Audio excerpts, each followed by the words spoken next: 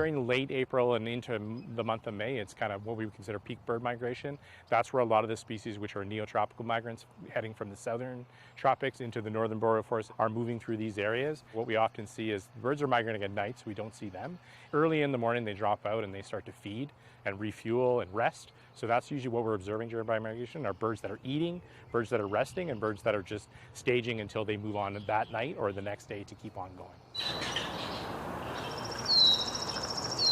At this time of year, most of what the bird watchers are looking for are the wood warblers, the colorful, smaller birds that sing songs, and really nice to observe, really nice to see. The orioles and the grosbeaks and some other species that we just only see during this time period.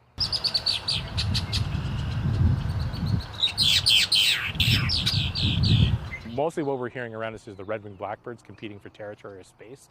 So the males will return first and the females will return a little bit later on. The males will find themselves a territory, often in cattails or marsh habitat, set up a space where they think is perfect, and then start to call and sing and show off themselves to attract a female to join that territory. It's a lot of getting your territory established, protecting your territory, finding food, finding a mate, and then raising your young. Most species will stay here from April, May, June. Into July, they're starting to move around and kind of explore other areas. They're not stuck to a territory because their nesting season is sort of over. And then most of them will start to migrate back towards the south into like September, October, November. Bird biologists and wildlife biologists are studying climate change and how that impacts birds, and starting to detect some of the southern species are moving north, some of the northern species are moving south, so they're changing their ranges based on their own biology and their preferences. So around Kitchener in general, we've over the last 10 years or so seen the red-bellied woodpecker, which would have been historically a southern species, which is now established in our region. So most parks you can find a red-bellied woodpecker.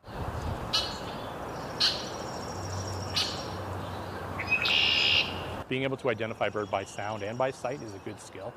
There's a tool, an app developed that's called Merlin.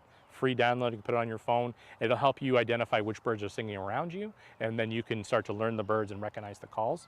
It can also show you pictures of the bird, help you identify based on features you saw, size of the bird, various things like that, and it allows you to become more confident and familiar with the birds around you.